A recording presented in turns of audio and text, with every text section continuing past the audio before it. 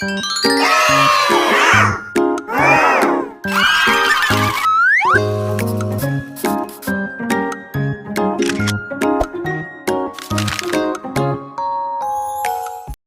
Assalamualaikum warahmatullahi wabarakatuh. Hello educationers, mana nih para pejuang pendidikan? Apa kabarnya? Semoga tetap semangat menjalani pendidikannya ya. Waiting.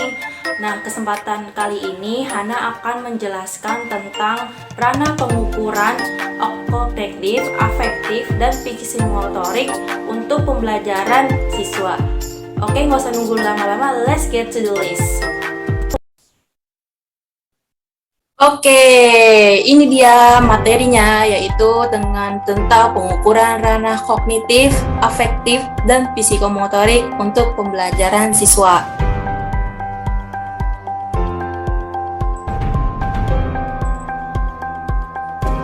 Yang pertama adanya pengertian kognitif. Ranah kognitif adalah ranah yang mencakup kegiatan mental pada otak. Menurut Bloom, segala upaya yang menyangkut aktivitas otak adalah termasuk dalam ranah kognitif.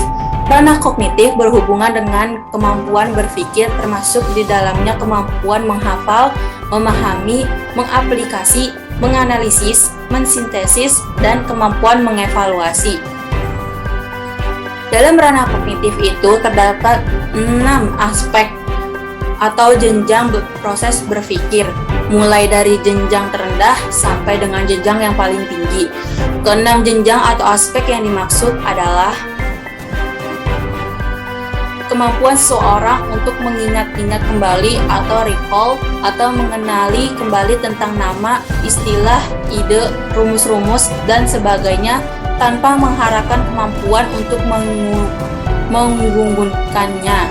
Pengetahuan atau ingatan adalah merupakan proses berpikir yang paling rendah. Ini untuk knowledge atau pengetahuan. Yang kedua, pemahaman atau comprehension adalah kemampuan seseorang untuk mengerti atau memahami sesuatu setelah itu diketahui dan diingat.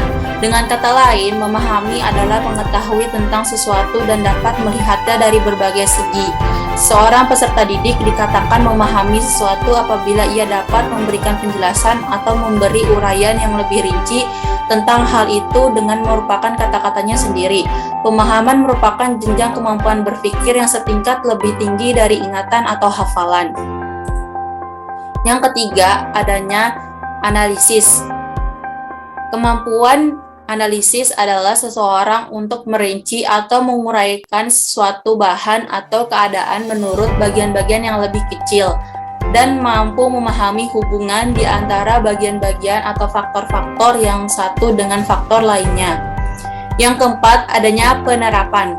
Adalah kesanggupan seseorang untuk menerapkan atau menggunakan ide-ide umum, tata cara ataupun metode-metode, prinsip-prinsip, rumus-rumus, teori-teori, dan sebagainya dalam situasi yang baru dan konkret.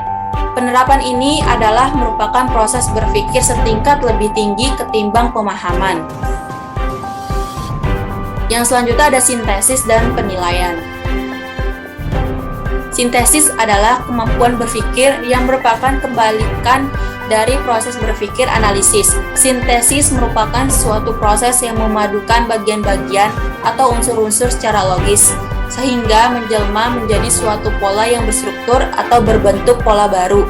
Jenjang sintesis kedudukannya lebih tinggi daripada jenjang analisis. Selanjutnya ada penilaian, adalah merupakan jenjang berpikir paling tinggi dalam ranah kognitif dalam taksonomi Bloom. Penilaian atau evaluasi di sini merupakan kemampuan seseorang untuk pertimbangan terhadap suatu kondisi, nilai atau ide. Misalkan jika seorang dihadapkan pada beberapa pilihan, maka ia akan mampu memilih satu pilihan yang terbaik sesuai dengan patokan-patokan atau kriteria yang ada. Contoh pengukuran ranah penilaian kognitif seperti contohnya, siswa dibina kompetensinya menyangkut kemampuan melukis jaring-jaring kubus. Namun, untuk dapat melukis jaring-jaring tersebut kan harus diketahui bahwa setidaknya pengetahuan atau kognitifnya tentang pembuatan jaring-jaring kubus seperti apa, misalkan cara melukisnya atau garis-garis tegak lurusnya seperti apa, seperti itu. Yang kedua, ini tengah-tengah antara kognitif dan psikomotorik. Ranah afektif dalam ranah yang berkaitan dengan sikap dan nilai. Ranah afektif mencakup watak, perilaku seperti perasaan, minat, sikap, emosi, dan nilai. Beberapa pakar mengatakan bahwa sikap seseorang dapat diramalkan perubahannya bila seseorang telah memiliki kekuasaan kognitif tingkat tinggi. Nah, di sini ada ciri-ciri hasil belajar afektif seperti apa?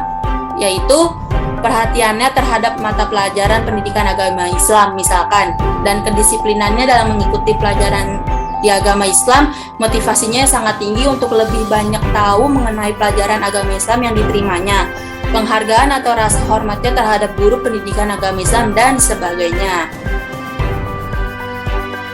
Oke, kita lanjut tentang dari mana sih dapat mengukur ranah afektif itu. Yang pertama, adanya menerima atau memerhatikan, meliputi kepekaan terhadap kondisi, gejala, kesadaran, kerelaan, mengarahkan perhatian, dan lain-lain. Yang kedua, adanya merespon, meliputi merespon secara diam-diam, bersedia merespon, merasa puas dalam merespon, mematuhi peraturan. Yang ketiga, menghargai, yaitu meliputi menerima suatu nilai, mengutamakan suatu nilai, komitmen terhadap nilai. Yang keempat, adanya mengorganisasi, meliputi mengkonseptualisasikan nilai dan memahami hubungan abstrak, mengorganisasi sistem suatu nilai. Yang terakhir, adanya karakteristik suatu nilai, meliputi falsafah hidup dan sistem nilai yang dianutnya. Contohnya, mengamati tingkah laku siswa selama mengikuti proses belajar mengajar berlangsung. Dan ini dia tabel kalau misalkan pendidik dan calon pendidik untuk membuat tabel penilaian afektif seperti ini. Contohnya ada dua, yaitu yang bernama skala Thornton dan skala Likert. Seperti itu. Yang terakhir adanya psikomotorik. Nah, ranah psikomotorik ini merupakan ranah yang berkaitan dengan keterampilan atau skill, kemampuan bertindak setelah seorang menerima pengalaman belajar tertentu.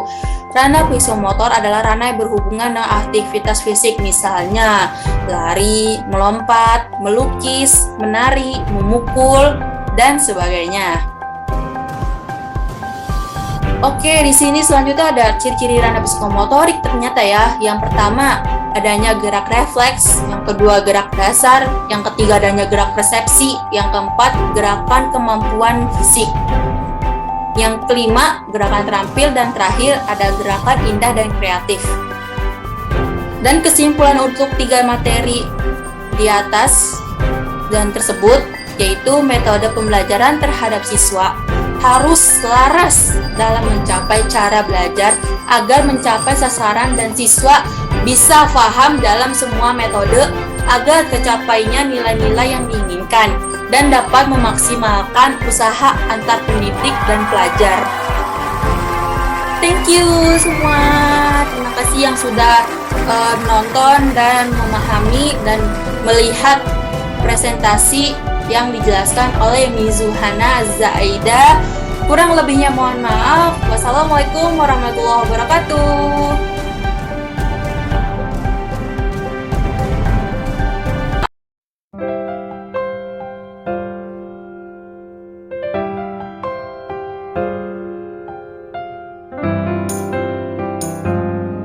Assalamualaikum Bu Muti. Setoran perkalian 3. 3 kali 1, 3, 6, 9, 12, 15, 18, 21, 24, 27, 30. Terima kasih Bu Muti. Assalamualaikum.